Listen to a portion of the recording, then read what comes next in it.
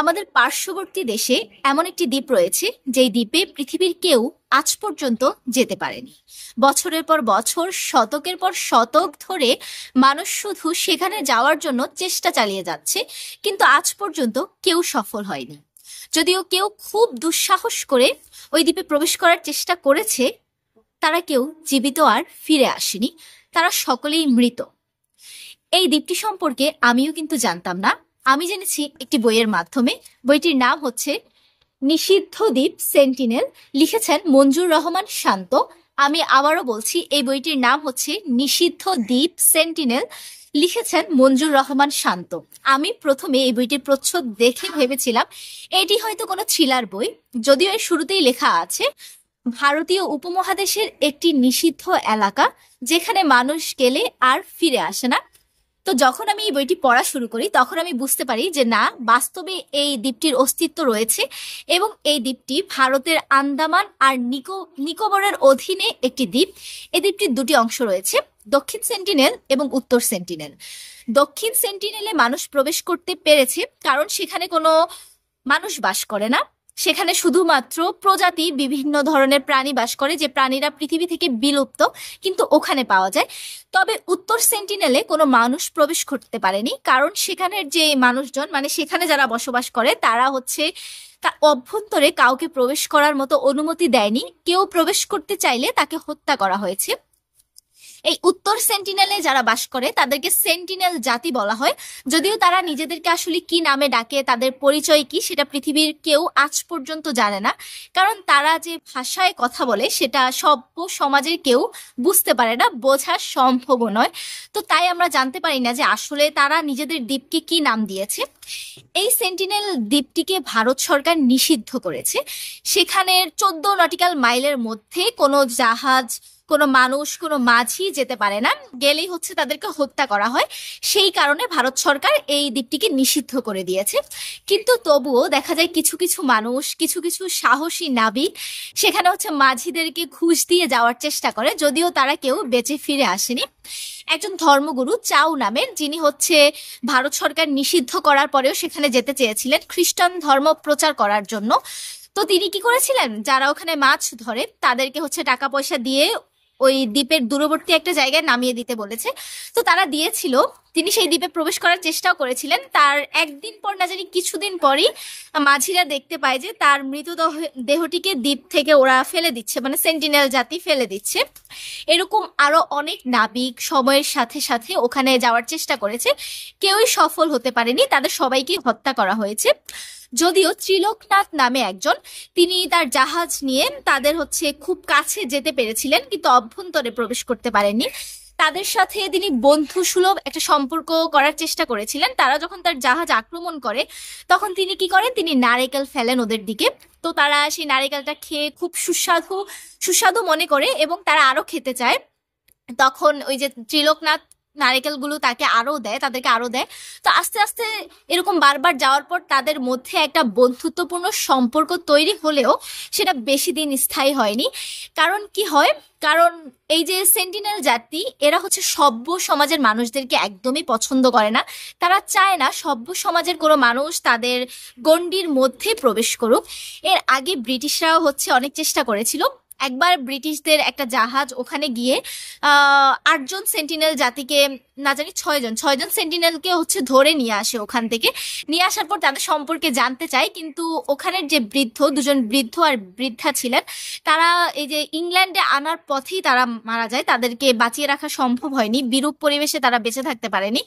তখন তারা ব্রিটিশ সরকার বুঝতে পারে যে আসলে এদেরকে, বাকি যে 4টা শিশু ছিল, এদেরকে তাদের আশ্রয়স্থলেই ফেরত পাঠানো উচিত, কারণ এরা বাঁচবে না। তখন তারা জাহাজে করে অনেক উপহার সামগ্রী আর 4টা শিশুকে সেন্টিনেল দ্বীপে পাঠিয়ে দেয়, কিন্তু শিশুগুলো বাঁচতে পারেনি। তারা দ্বীপে পৌঁছাতে পৌঁছাতে মারা যায়। সেন্টিনেল জাতি দেখতে পায় যে তাদের শিশুরা আর বেঁচে নেই, তাদের কাছে 4টি মৃত লাশ সমেত অনেক উপহার এসেছে।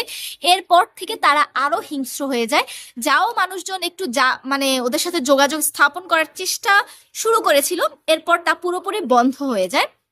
তো ত্রিলোকনাথ এর মধ্যে যে তিনি একজন নৃতত্ত্ববিদ, তিনি টুকটাক চেষ্টা করলেও একসময় সেটা পুরোপুরি বন্ধ হয়ে যায়, কারণ সেন্টিনেলরা খুবই উগ্র, খুবই হিংস্র।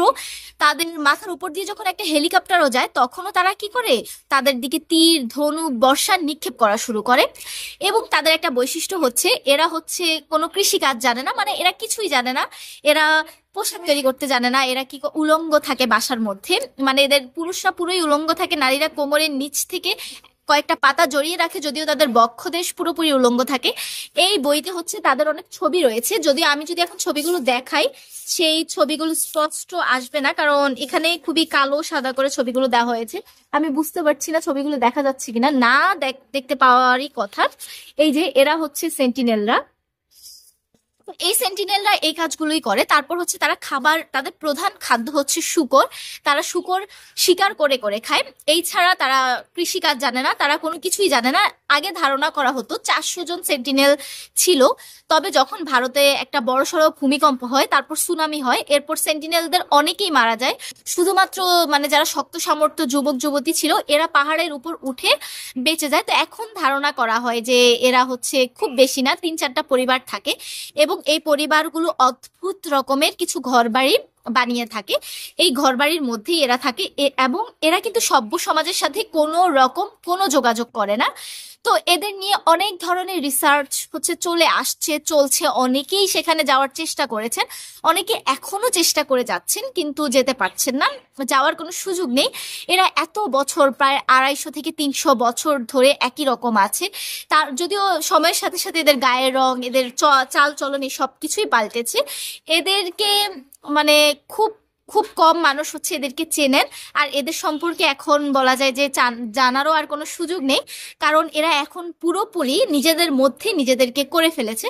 তো এই জন্য হচ্ছে উত্তর সেন্টিনেলদের অভ্যন্তরে অ্যাকচুয়ালি কি চলে এটা কেউ জানে না। তবে দক্ষিণ সেন্টিনেলে মানুষ গিয়েছে, সেখানে অনেক ধরনের বিরল প্রজাতির কুমির পাওয়া গেছে, কবুতর পাওয়া গেছে, প্রাণী পাওয়া গেছে, যেগুলো এখন এই মুহূর্তে এই আমাদের পৃথিবীতে নেই।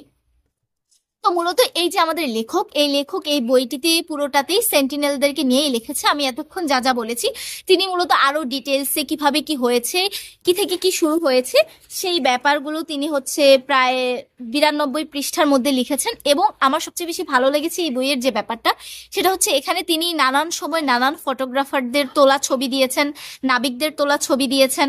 তারপরে যারা যারা গিয়েছেন, যেমন ত্রিলোকনাথ, চাও, তারপরে হচ্ছে যে জাহাজটা এমবি রাসলে, এসব জাহাজ গিয়েছে, ব্রিটিশদের যে লোকেরা গিয়েছে তাদের ছবি অ্যাড করে দিয়েছেন, সাথে বিরল প্রজাতির প্রাণীদের ছবিও তিনি এখানে অ্যাড করেছেন। যেমন হচ্ছে এখানে সেন্টিনেল দ্বীপের পায়রা দেখা যাচ্ছে, আমি বুঝতে পারছি না স্পষ্ট কিনা। তো এই যে এরকম হচ্ছে তিনি অনেক ছবি দিয়েছেন। আপনারা যারা হচ্ছে মানে পৃথিবীর এরকম অদ্ভুত অদ্ভুত দ্বীপ সম্পর্কে জানতে আগ্রহী, বা হচ্ছে যাদের এরকম অ্যাডভেঞ্চার টাইপ বই পড়তে ভালো লাগে, তারা এই বইটি পড়তে পারেন। যদিও এখানে হচ্ছে লেখক শুধু দ্বীপের তথ্যই দিয়েছেন, এখানে তিনি এক্সট্রা করে কোনো চরিত্র অ্যাড করেননি, গল্পও বলেননি। তিনি সেন্টিনেলদেরকে নিয়েই বলেছেন, তাদের ইতিহাস বলেছেন, তারা কিভাবে সৃষ্টি হয়েছে এগুলো বলেছেন, তারা কিভাবে বেঁচে থাকে এগুলো বলেছেন। এই যে এখানে একদল সেন্টিনেল তারা তীর ধনুক নিক্ষেপ করেছে এরকম। তো এই বইটি সম্পর্কে যদি আরেকটু তথ্য দিই, এটি এসেছে এশিয়া পাবলিকেশন থেকে, দাম খুবই কম, মাত্র 250 টাকা। প্রচ্ছদ করেছেন আশরাফুল ইসলাম। ও আচ্ছা, প্রকাশকই প্রচ্ছদ করেছেন। এবং এই প্রচ্ছদটা কিন্তু খুব আকর্ষণীয়। আমি যদি একটু সামনে থেকে দেখাই, এই যে যারা হচ্ছে সেন্টিনেলে যাওয়ার চেষ্টা করেছে, পিছনে সেন্টিনেল দ্বীপকে দেখানো হয়েছে। তো এটা হচ্ছে সাগরের তীরবর্তী একটি দ্বীপ। তো এই আর কি, পার্শ্ববর্তী দেশের এইরকম দ্বীপ ছিল, এটা আমি আগে জানতাম না। যদি তারপরে হচ্ছে আমি গুগল করে জানতে পারলাম যে আসলে এরকম একটি দ্বীপ রয়েছে এবং এই দ্বীপটিকে নিয়ে অনেক রকম অনেক গল্প রয়েছে।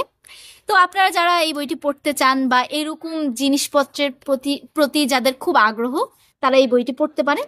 তো আজকে এই পর্যন্তই। ভালো থাকুন, সুস্থ থাকুন, আল্লাহ হাফিজ।